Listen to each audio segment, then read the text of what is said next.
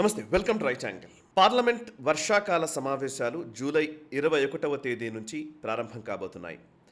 అంతకు ముందు జూలై 20వ తేదీన రెండు కీలకమైనటువంటి నిరసనలకి పిలుపునిచ్చాయి విపక్షాలకు సపోర్ట్ చేస్తున్నటువంటి కొన్ని పక్షాలు. అందులో విపక్ష పార్టీ కూడా ఉందనుకోండి. జమ్మూ కాశ్మీర్ నేషనల్ కాన్ఫరెన్స్ జూలై 20వ తేదీన జంతర్ మంతర్ దగ్గర నిరసనకు పిలుపునిచ్చింది. జమ్మూ కాశ్మీర్ ప్రత్యేక రాష్ట్ర హోదాకి సంబంధించి వాళ్ళు డిమాండ్ చేస్తూ ఈ నిరసనకు పిలుపునిచ్చారు. సుమారు అన్ని విపక్ష పార్టీల సభ్యులకు లేఖ రాశారు ఉమర్ అబ్దుల్లా. దాని గురించిన వీడియోని ఇంతకుముందు నేను చేశాను.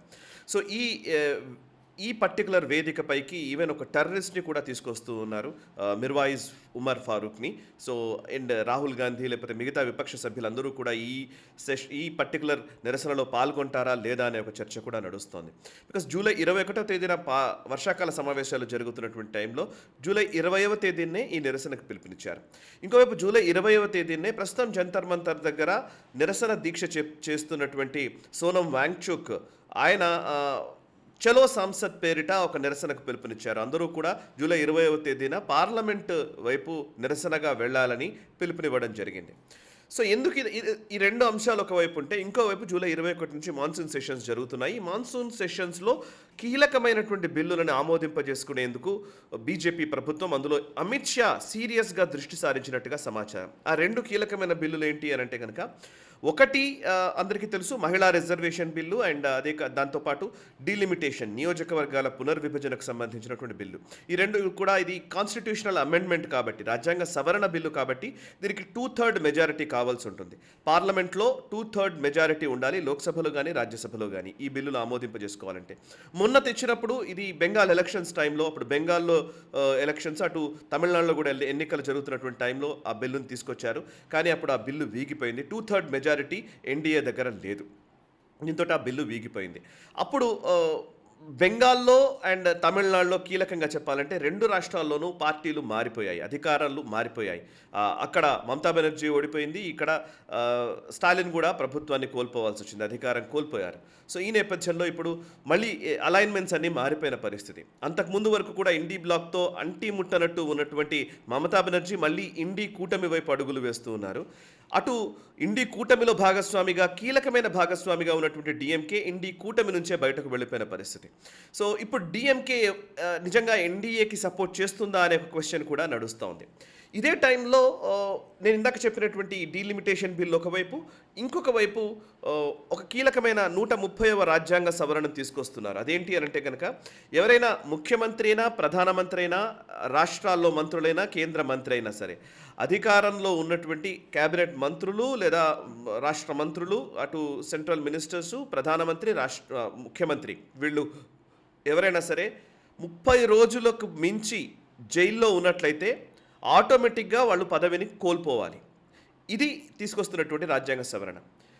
ఎందుకు అని అంటే కనుక, ఇది మనకి ఈ మధ్య కాలంలోనే ఒక ఉదాహరణ కూడా ఉంది. అరవింద్ కేజ్రీవాల్ విషయంలో ఆయన జైల్లోనే ఉండి ప్రభుత్వాన్ని నడిపినటువంటి విధానం తెలుసు. ముఖ్యమంత్రిగా కొనసాగుతూ జైల్లో ఉండి, తిహార్ జైలు నుంచి ముఖ్యమంత్రిగా ఉండి ఇక్కడ ప్రభుత్వాన్ని నడిపినటువంటి విధానం మనకు తెలుసు. ఇక లాస్ట్కి వచ్చిన తర్వాత ఆయన ఆతిషీని ముఖ్యమంత్రిని చేశారు, కానీ అదర్వైజ్ చాలా రోజుల పాటు ఆయనే ముఖ్యమంత్రిగా ఉన్నాడు. సో ఒక ముఖ్యమంత్రి జైల్లో ఉండి పరిపాలన నడిపించడం కుదరదు అనే ఉద్దేశంతో ఇప్పుడు 30 రోజులు గడువు పెడుతున్నారు. జైల్లో ఉన్నట్టయితే 30 రోజులకు మించి అతని పదవి ఆటోమేటిక్గా కోల్పోవాల్సి వస్తుంది.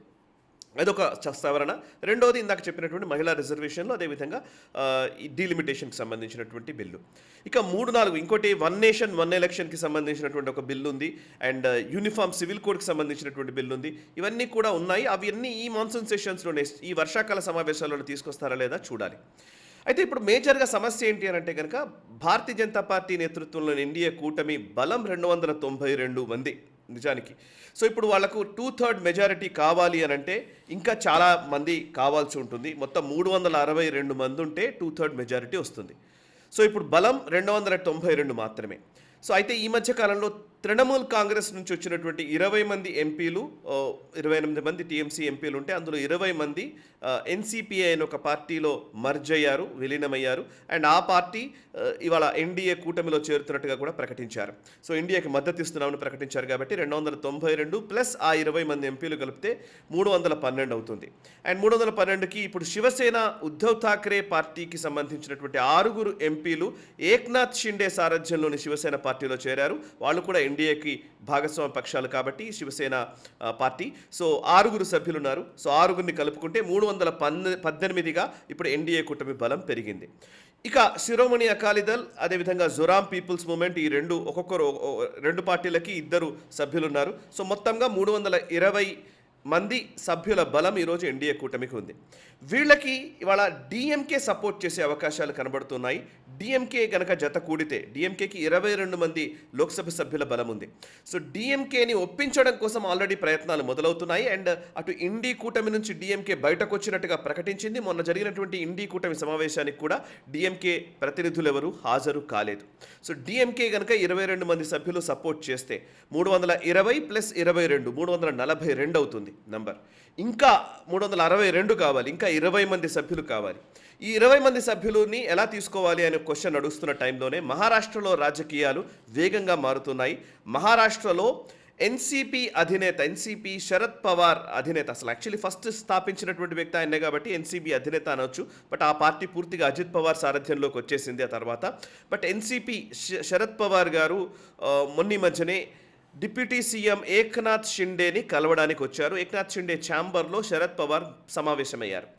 అండ్ శరద్ పవార్ కూతురు సుప్రియా సూలే నిన్ననే ఒక స్టేట్మెంట్ ఇచ్చారు. అదేంటి అని అంటే కనుక డీలిమిటేషన్కి, నియోజకవర్గాల పునర్విభజన జనాభా ప్రాతిపదికన కాకుండా సరిగ్గా అన్ని రాష్ట్రాలకి హాఫ్ మార్క్, అంటే ఒక 20 మంది ఎంపీలు ఉంటే అందులో 10 మంది సగం, అంటే 10 మందిని కలుపుకొని 30 మంది ఎంపీలుగా మార్చగలిగితే కనుక, అంటే సగానికి సగం నియోజకవర్గాల్ని పెంచే విధంగా యూనిఫార్మిటీ తోటి అన్ని రాష్ట్రాల్లో ఈ నియోజకవర్గాల పెంపు ప్రక్రియ జరిగితే కనుక దానికి ఎన్సీపీ సపోర్ట్ చేస్తుంది అని సుప్రియా సూలే ప్రకటించారు. సో అంటే ఓవరాల్గా ఎన్సీపీ ఈ పర్టికులర్ డీలిమిటేషన్కి సపోర్ట్ చేసే అవకాశాలు కూడా స్పష్టంగా కనబడుతున్నాయి. ఇంకోవైపు ఇండీ కూటమితో మేము మాట్లాడిన తర్వాతనే నిర్ణయం తీసుకుంటాము అని సుప్రియా సూలే చెప్పినప్పటికీ కూడా చూచాయిగా ఈ పర్టికులర్ నిర్ణయానికి ఆమోదముద్ర వేసినట్టుగానే మనం భావించాల్సి ఉంటుంది. అండ్ అంతేకాదు ఎన్సీపీ లీడర్ జయంత్ పాటిల్ మొన్న దేవేంద్ర ఫడ్నవీస్ గారిని కలిశారు. అటు శరద్ పవార్ ఏక్నాథ్ షిండేని కలిశారు, దేవేంద్ర ఫడ్నవీస్ని జయంత్ పాటిల్ కలిశారు, ఎన్సీపీ ఎస్పీ నాయకుడు. ఇంకోవైపు సుప్రియా సూలే స్టేట్మెంట్ ఇచ్చారు. సో ఎన్సీపీ ఇవాళ ఎన్డీఏకి మద్దతు పలికే అవకాశాలు కనబడుతున్నాయనే చర్చ నడుస్తోంది. సో ఎన్సీపీకి ఎంతమంది ఉన్నారు అంటే కనుక 8 మంది లోక్సభ సభ్యులు ఉన్నారు. సో 8 మంది అంటే కనుక నంబర్స్ ఇంకొంచెం పెరిగే అవకాశం ఉంది. సో ఈ లెక్కన మొత్తంగా చెప్పాలంటే 342 ప్లస్ 8 350 వరకు వస్తాయి. ఇంకో 12 మంది కావాలి. సో ఆ 12 మందిని ఎలా తీసుకోవాలి అనే దాని మీద కూడా చర్చ నడుస్తోంది. ఇటు వైసీపీకి సంబంధించినటువంటి సపోర్ట్ తీసుకోవచ్చు. అండ్ బీజేడీకి తక్కువ ఉన్నారు కానీ బట్ బీజేడీ కంటే కూడా వైసీపీ సపోర్ట్ తీసుకునే అవకాశం కనబడుతోంది. శిరోమణి అకాలీదళ్ ఉంది, జొరామ్స్ పీపుల్స్ మూవ్మెంట్ ఉంది, ఇంకా కొంతమంది ఇండిపెండెంట్లు ఉన్నారు. సో ఇందులో మొత్తంగా ఫ్లోర్ మీద ఎంతమంది ఉన్నారో అందులో 2/3 మెజారిటీ కావాలి. ఫ్లోర్లో పర్టికులర్లీ ఆ పర్టికులర్ ఓటింగ్ జరుగుతున్న సమయంలో ఎంతమంది సభ్యులు ఉన్నారో ఆ సభ్యుల్లో 2/3 మెజారిటీ కావాలి. కాబట్టి మేబీ ఇది అచీవ్ కాగలుగుతాము అనే ఒక ధీమాకి బీజేపీ అధిష్టానం వచ్చినట్టుగా సమాచారం. సో ఇందులో 2 బిల్లులు ఇందాక నేను చెప్పినవి, ఒకటి మహిళా రిజర్వేషన్ బిల్లు అండ్ డీలిమిటేషన్. ఇంకోవైపు 30 రోజులకు పైబడి ఒక ముఖ్యమంత్రి కానీ, ప్రధానమంత్రి కానీ, కేంద్ర మంత్రి కానీ, రాష్ట్ర మంత్రి కానీ జైల్లో ఉంటే వాళ్ళపైన వెంటనే వాళ్ళ పదవిని కోల్పోయే విధంగా ఉండేటువంటి చట్ట సవరణ. సో ఈ అంశాలకు సంబంధించి చర్చ నడుస్తోంది.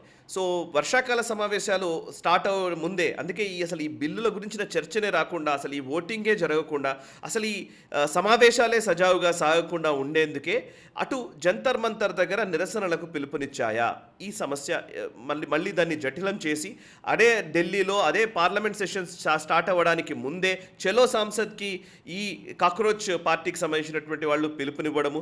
ఇంకోవైపు కశ్మీర్ రాష్ట్ర హోదాకు సంబంధించినటువంటి ప్రస్తావన తెస్తూ దాని మీద నిరసనలు తెలపాలనుకోవడము అండ్ ఇంకా ఏ అజెండాతో విపక్షాలు ముందుకొస్తాయి, ఇప్పుడు ఇండి బ్లాక్ ఏ అంశాన్ని చెప్పి ఈ బిల్లుల్ని అడ్డుకునే ప్రయత్నం చేస్తుంది, ఇవన్నీ చూడాల్సిన విషయం. సో ఏది ఏమైనా డీలిమిటేషన్ తథ్యమనే అనిపిస్తోంది నాకు.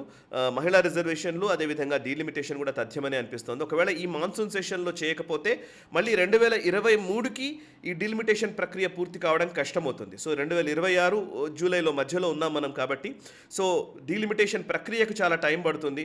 నియోజకవర్గాల పెంపు జరగడం కాదు, నంబర్లు కాదు, ఎక్కడెక్కడ ఏ నియోజకవర్గం పరిధిలోకి ఏ ప్రాంతాలు రావాలి అని ఒక బార్డర్స్ అంటే ఆల్మోస్ట్ ఆ నియోజకవర్గాలకు సంబంధించినటువంటి జనాభా ప్రాతిపదికన లేకపోతే అక్కడ ఉన్నటువంటి సిచ్యువేషన్స్ ప్రాతిపదికన ఒక కాన్సెన్సస్ బిల్డ్ చేసి నియోజకవర్గాల్ని పెంచే ఒక ప్రయత్నం జరగాలి కాబట్టి అండ్ అందులోనూ ఏ నియోజకవర్గం మహిళలకు కేటాయించాలి, ఏ నియోజకవర్గాలు ఎస్సీ రిజర్వ్డ్ ఉంటాయి, ఎస్టీ రిజర్వ్డ్ ఉంటాయి, ఇవన్నీ కూడా కరెక్ట్గా నిర్ధారించాలి అని అంటే కొంత టైం పట్టే అవకాశం ఉంది. కాబట్టి సో మాన్సూన్ సెషన్స్లోనే వాటిని ఆమోదింపజేసుకుంటే 2029 జనరల్ ఎలక్షన్స్ కల్లా ఈ డీలిమిటేషన్ జరిగిపోతుంది అండ్ మహిళా రిజర్వేషన్స్ కూడా ఇవ్వవచ్చు అండ్ ఓవరాల్గా ఒక కాంప్రహెన్సివ్గా ఒక నెక్స్ట్ దాంట్లోకి మనం అడుగు పెట్టవచ్చు అనేది ఆలోచిస్తున్నట్టు తెలుస్తుంది. అండ్ ఇంకోటి 1 నేషన్ 1 ఎలక్షన్ అనే ప్రతిపాదన కూడా ఉంది.